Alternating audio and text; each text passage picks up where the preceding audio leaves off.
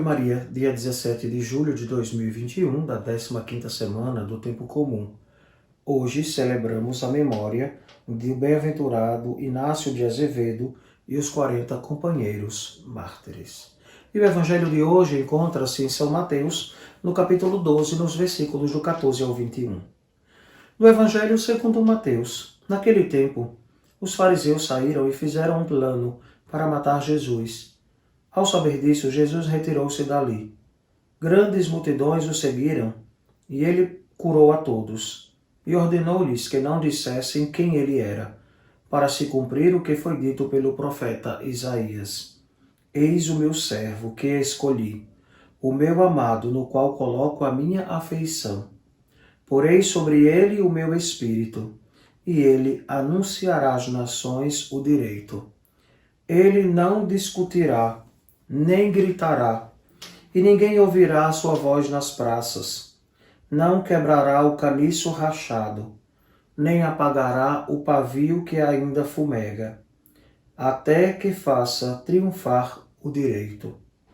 Em seu nome as nações depositarão a sua esperança. Palavra da salvação, glória a vós, Senhor. Caríssimos, falando destes mártires, Santo Inácio de Azevedo e os 40 mártires, alguns portugueses e espanhóis que vieram para o Brasil ajudar na colonização e na fé católica e foram interceptados pelos calvinistas e eles foram todos assassinados. E claro, o Papa vem trazer para nós essa realidade. O Papa Pio IX os declarou beatos em 1864, estes homens que vieram para cumprir uma missão e foram interceptados e mortos. E o evangelho de hoje nos fala desta realidade. Os fariseus que a todo custo querem aniquilar Jesus, quer tirar Jesus do meio. E Jesus, havendo curado um homem no dia de sábado, então este foi o motivo pelo qual os fariseus querem matar a Jesus, por descumprir a lei. Isto no sentido farisaico. Então ele se retira para dar início à obra do servo do Senhor, que está lá em Isaías, no capítulo 42, no versículo de 1 ao 7, que é esta profecia que nós ouvimos no texto do evangelho de hoje, O servo que foi escolhido, o servo o qual tem todo o amor do Pai, toda a afeição, e nele vai estar todo o Espírito do Pai e toda esta realidade, fazer que todas as nações cheguem, anunciará às nações o direito, a justiça, a verdade, palavras que caminham sempre juntas.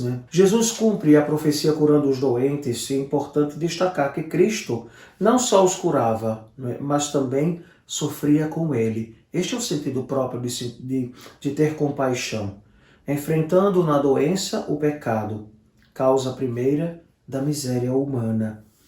Isaías fala onde os sofrimentos do povo são causados pelos pecados do povo.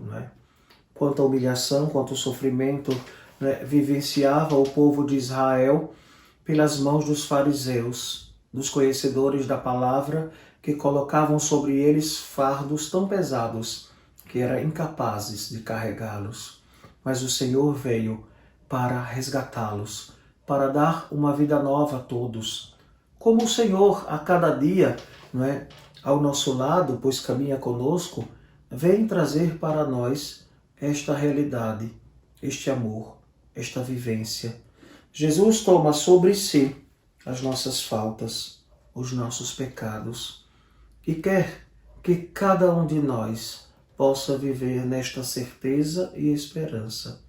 Eis que eu estarei convosco todos os dias até ao fim do mundo, diz o Senhor a cada um de nós. Mas como é que nós correspondemos a esta certeza de que Jesus caminha conosco? Na vivência da palavra, na vivência da Eucaristia. Todos os dias somos convidados ao nosso momento de oração pessoal com Jesus.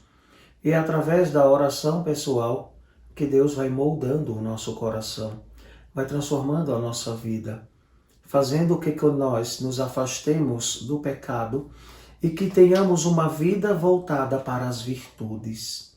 É isso mesmo.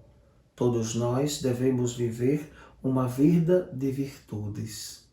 Deixar de lado os vícios, deixar de lado as manias, né, de um certo modo os preconceitos, né, e viver, né, como o próprio Jesus nos ensinou, sentindo compaixão do outro.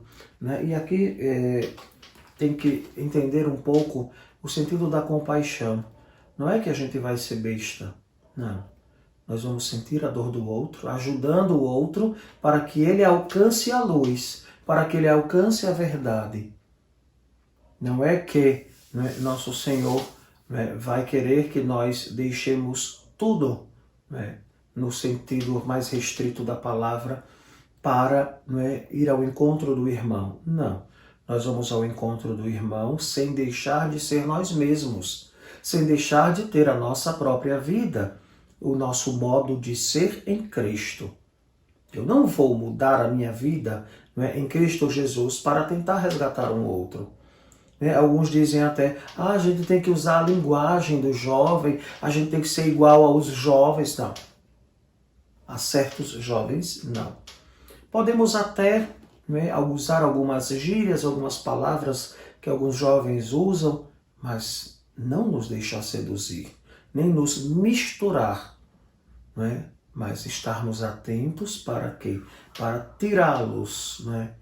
Aqui na paróquia teve uma experiência de tirar os jovens, e quanto foi importante, mas tal experiência acaba se perdendo. Por quê? Porque não existe esta intimidade com Deus e com a hierarquia da igreja.